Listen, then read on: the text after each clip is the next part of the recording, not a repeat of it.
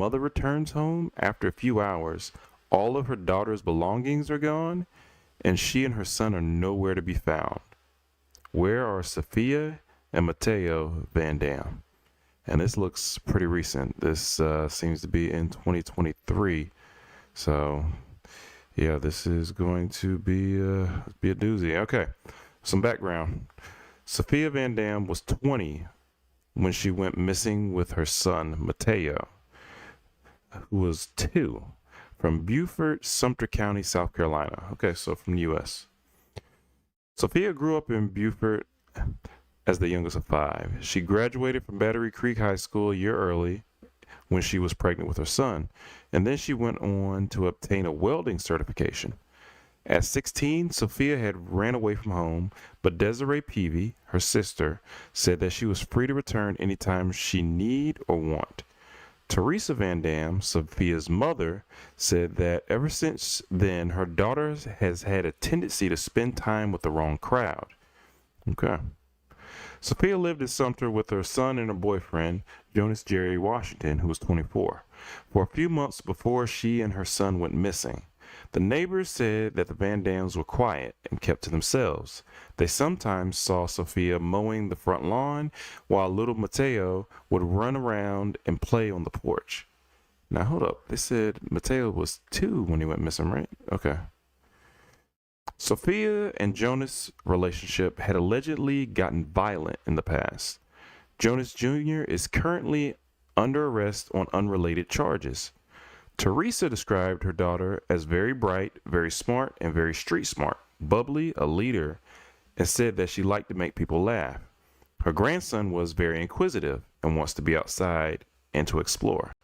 There are also records that show that the police responded to a domestic call that came from the Sumter home that day. Weeks before that, however, Sophia asked during a phone call with Teresa if her parents would be okay if she called them in the middle of the night and said that she needs to come home. Teresa last saw Sophia and Matteo on 1 a.m. of the 21st of June. Sophia appeared confused, and she would do things like repeating what she just said multiple times.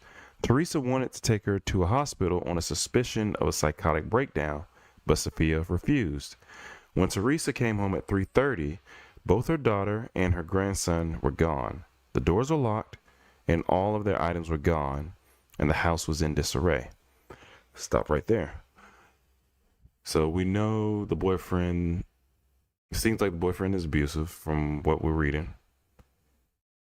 And either he took them or they had to get away.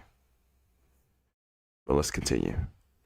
The last contact Teresa had with Sophia was a text conversation on the 24th of June. Teresa said that her daughter was saying crazy things, which attributed to the recent turbulence in her daughter's life.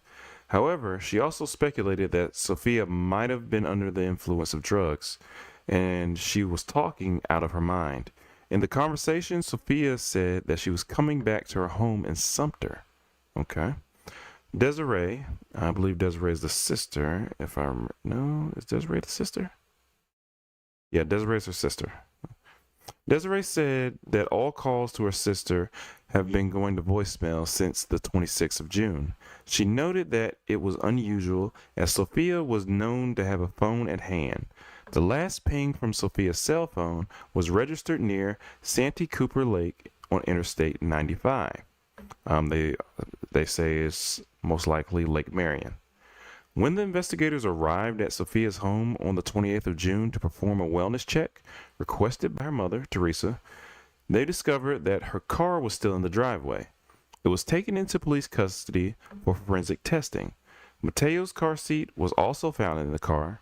When they knocked on the doors, however, nobody answered. A neighbor said that the last time he saw anyone in Sophia's car, it was a group made up of 2 guys and a little kid, but they noted that the child didn't look like Matteo. It's not clear when the sighting took place. Jonas Jr. was arrested on the 30th of June on unrelated charges for fleeing to evade arrest, trespassing, and being a fugitive from justice justice related to a 2021 charges in Beaufort County for possessions of a weapon and a commission of a violent crime, kidnapping, larceny, and burglary related to alleged carjacking. He was out on bail for 2021 charges. In August, hey, I'll stop right. Baby Alexis, thanks for following. I appreciate the follow. In August, a property that belonged to Jonas' father was searched. Jonas Jr. isn't considered a suspect, and he had no idea why his property was even searched. Now, I'll stop there. His property was searched because of your previous record, and that's pretty clear.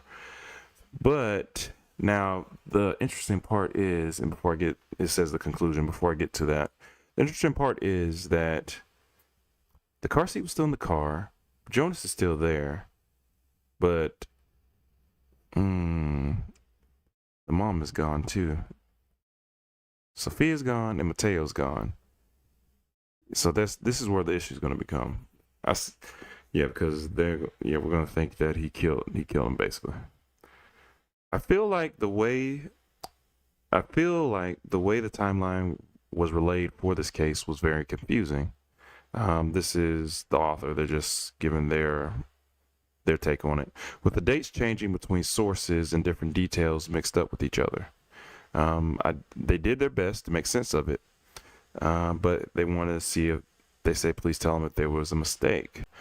There hasn't been anything said about her having a mental illness. Teresa seemed to be concerned for her well-being, which suggests it was something that happened at random and not something like an attack of mental illness her family knew about. I wonder if something happened that triggered the decline of Sophia's mental health, like a phone call with Jonas. Teresa seems to believe he was involved. Of course, it's possible that Sophia's sudden onset didn't have anything to do with a sudden situation, and more just overall stress she was under at that time. They also say pure speculation here, but they also wonder if Sophia might have been a drug user. That is, honestly, that could be something, but still, it depends on what type of drug it would be, because then Matteo, I don't understand why Matteo's gone too. Sophia was a drug user, and that caused her to behave strangely. It was kind of implied by Teresa, but only when she was referring to Sophia after she went missing. The author says they don't intend to say this to judge Sophia, but just to consider a scenario that might have taken place. They also state it's hard to wonder if Jonas didn't have anything to do with the disappearance of Sophia and Matteo. We know that the relationship gotten physical in the past, and some kind of conflict between them was the reason why Sophia and Matteo moved to Sophia's parents in the first place. There doesn't seem to be any specific details to the link of the disappearance of Jonas and of their disappearance and Jonas Jr., or at least none that they know about. I wonder if the sighting of strange people in Sophia's car after she went missing had anything to do with Jonas Jr.